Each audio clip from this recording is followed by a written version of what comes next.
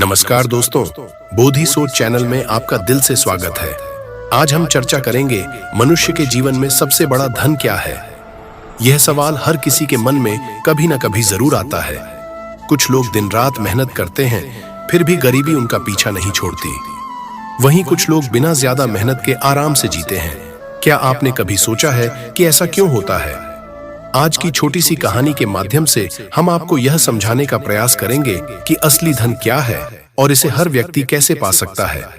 लेकिन उससे पहले प्रिय दर्शकों, अगर आपने अभी तक हमारे चैनल बोधि सोच को सब्सक्राइब नहीं किया है तो कृपया सब्सक्राइब कर लें और इस वीडियो को अंत तक जरूर देखें। शायद इस कहानी से आपकी जिंदगी में भी कुछ बदलाव आ सके।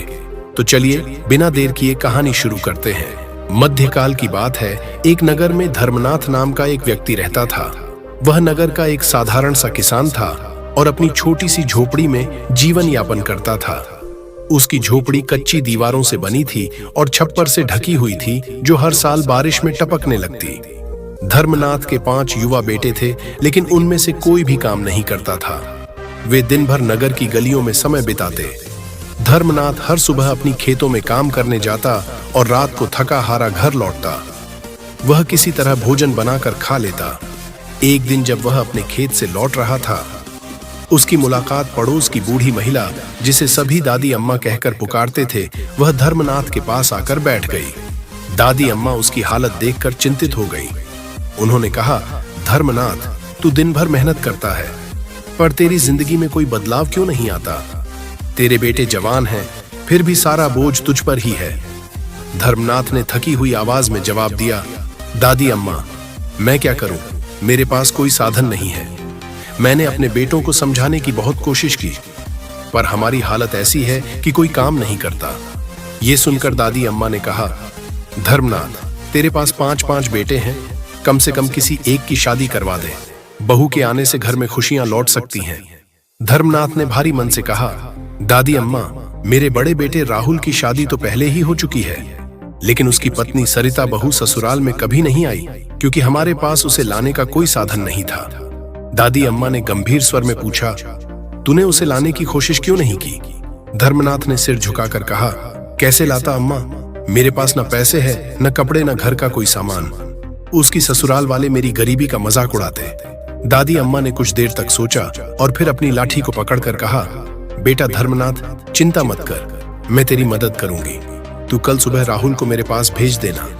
मैं उसे कपड़े और थोड़ा सामान दूंगी। वो अपनी पत्नी सरिता को, वह लड़की इस हालत में इस छोटे से घर में रह पाएगी। दादी अम्मा ने मुस्कुराते हुए कहा, बेटा, किस्मत मेहनत और समझदारी से बदलती है। तू राहुल को भेज दे, बाकी सब मैं संभाल लूंगी। बहू आएगी तो घर में खुशहाली जरूर लौटेगी। वह पहले तो संकोच में पड़ गया, लेकिन फिर राजी हो गया। वो अपनी पत्नी को लाने के लिए दादी अम्मा के पास गया। राहुल, जो हमेशा अपने घर की तंगी और संघर्ष को देखता था, आज कुछ अलग महसूस कर रहा था। उसने अपने पिता से सुना था कि दार आज तो नहीं होगी। फिर उसने गहरी सांस ली और खुद से कहा, अब मेरे पास कोई और रास्ता नहीं है।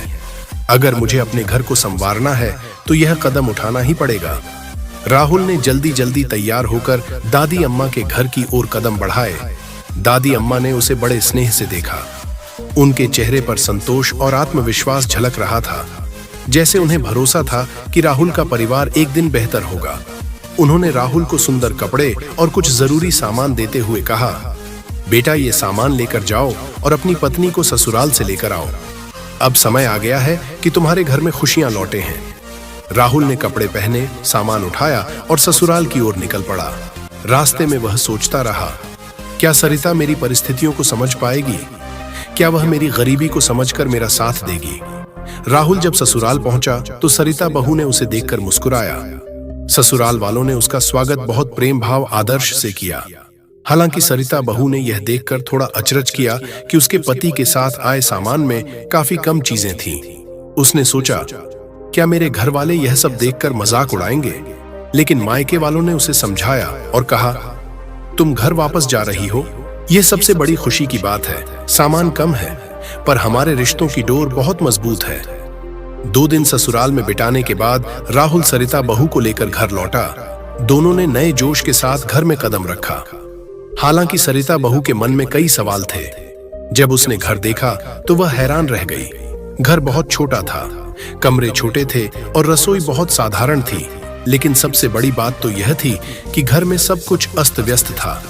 ना कोई योजना थी, ना कोई व्यवस्था। जब राहुल और उसकी पत्नी सरिता बहू घर लौटे तो उसने देखा कि पूरा घर बिखरा हुआ था। बर्तन इधर उधर फैले पड़े थे, रसोई अधूरी थी और बिस्तर अस्त व्यस्त थे। राहुल और सरिता बहू के बीच चुप्पी छाई हुई थी। सरिता बहू ने सोचा, क्या यह घर मेरा है? क्या मैं यहाँ रह पाऊंगी? लेकिन उसने हार नहीं मानी। वह जानती थी कि इस घर को सुधारना और यहाँ रहा। जब राहुल खेत से घर लौटा तो उसने देखा कि घर पूरी तरह बदल चुका था। बर्तन धोकर, सफाई करके और सामानों को व्यवस्थित कर घर को सुधर और सजीव बना दिया गया था। घर के हर कोने में नई ऊर्जा महसूस हो रही थी। सरिता बहू ने कहा, अब यह एक जगह इकट्ठे हुए तो सरिता बहू ने सबको एक साथ बुलाया। उसने कहा, देखिए, हम सब मिलकर इस घर को संवार सकते हैं। अगर हम इसे ऐसे ही छोड़ देंगे तो यही हाल हमेशा रहेगा। हमें इसे सुधारने के लिए मेहनत करनी होगी। सबसे पहले घर की सफाई करनी होगी, उसके बाद घर के काम और फिर खेती और कारोबार पर ध्यान देना होगा। धर्मनाथ, बिल्कुल बेटी, लेकिन हमारे पास संसाधन ही नहीं है। फिर भी अगर तुम्हार और समझदारी से हम सब कुछ बदल सकते हैं। याद रखें, सच्ची मेहनत कभी बेकार नहीं जाती। धर्मनाथ की आंखों में आंसू भर आए। उसने सरिता बहू का हाथ पकड़कर कहा, बिल्कुल, अगर हम सब एकजुट होकर मेहनत करेंगे तो यह घर हम सबका घर बन जाए। अगले दिन से राहुल और सरिता बहू ने मिलकर घर के हर काम में हिस्सा लिया। सबसे पहले राहुल ने अपने भाइयों को बुलाया और उन्हें खेतों में मेहनत करने के लगे प्रेरित किया। सरिता बहू ने घर की सफाई को अपनी दिनचर्या बना लिया। धीरे धीरे घर का माहौल बदलने लगा। अब रसोई में हर चीज सजगता से रखी जाने लगी। बर्तन कभी गंदे नहीं रहते थे और हर व्यक्ति अपने काम में पूरी लगन से व्यस्त रहने लगा। सरिता बहू ने खेत में नई फसल लगाने का विचार रखा। कुछ समय पहले धर्मनाथ के पास एक छोटी सी जमीन थी जिसमें ज्यादा फसल नहीं उगती थी, लेकिन अब उसने अपनी पुरानी आदतें बदल ली थी।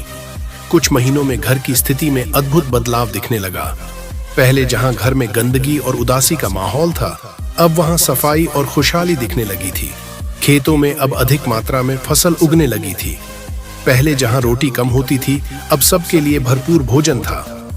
धर्मनाथ ने महसूस किया, सच में जब मेहनत और समझदारी से काम किया जाता है तो किस्मत बदलने में ज्यादा वक्त नहीं लगता।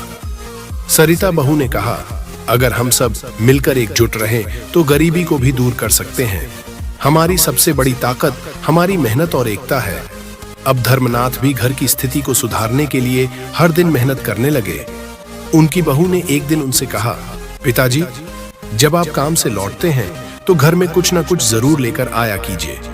इससे न केवल घर में सामान बढ़ेगा बल्कि मन भी प्रसन्न रहेगा। धर्मनाथ, जो पहले ही अपने बेटे और बहू के सुझावों से प्रभावित थे, मुस्कुराकर बोले, ठीक है बेटी, अब मैं हर दिन ऐसा ही करूंगा। अब धर्मनाथ हर दिन काम से लौटते वक्त घर के लिए कोई ना कोई सामान लाने लगे। कभी वह घर की जरूरत की चीजें लाते तो कभी कोई छोटा सा तोहफा लेकर आते। घर में चीजें बढ़ने लगी और सबको सुकून महसूस होने लगा। लेकिन एक दिन ऐसा हुआ कि वह बिना किसी सामान के लौटे। सरिता बहू ने देखा और पूछा, पिताजी, आज आप कुछ नहीं लाए? धर्मनाथ थोड़ा परेशान होकर बोले, आज कुछ भी नहीं।